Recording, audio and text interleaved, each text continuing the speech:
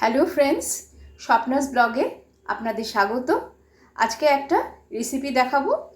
দেখুন, এরকম এরকম পাকা কলা অনেক সময় ঘরে থাকতে থাকতে কালো হয়ে যায়, অনেকে আমরা ফেলে দিই, কিন্তু এই কলাগুলো কিন্তু খুব উপকারী এবং এই দিয়ে আজকে আমি একটা রেসিপি বানাচ্ছি, সেটাই আপনাদের সাথে শেয়ার করব।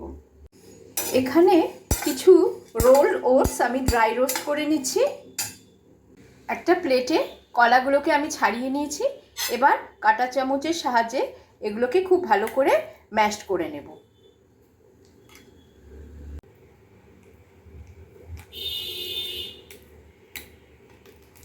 কলাটা আমার ভালো করে পেস্ট করা হয়ে গেছে। এখানে সামান্য জ্যাগারি পাউডার, সিনামন পাউডার আর কাজু আর পেস্তা গুঁড়ো করে নিয়েছি, আর এখানে কিছু কিশমিশ নিয়ে নিয়েছি। এবার ড্রাই রোস্ট করা ওটসগুলো আমি এর মধ্যে দিয়ে দেব, দিয়ে খুব ভালো করে একটা ডো বানিয়ে নেব। এইভাবে ভালো করে সব মাখিয়ে নেব একসাথে। একটা মাইক্রো ওভেন প্রুফ প্লেটে বাটার স্প্রেড করে তাতে আমি এই মিশ্রণগুলোকে এরকম করে দিয়ে একটু এরকম চ্যাপটা চ্যাপটা করে দেব। দেখো, আমি প্লেটে এইভাবে সাজিয়ে নিয়েছি।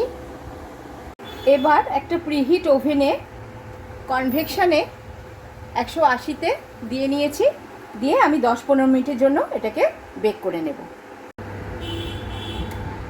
দেখো বন্ধুরা, ব্যানানা ওটস কুকিজ আমার একদম রেডি হয়ে গেছে। ঘরে থাকা কিছু মাত্র সামান্য উপকরণ দিয়েই তোমরা এইভাবে তৈরি করে নিতে পারো। আর সামান্য যখন একটু ছোটোখাটো খিদে পাবে, তখন এরকম একটা তোমরা কুকিজ খেয়েই নিতে পারো।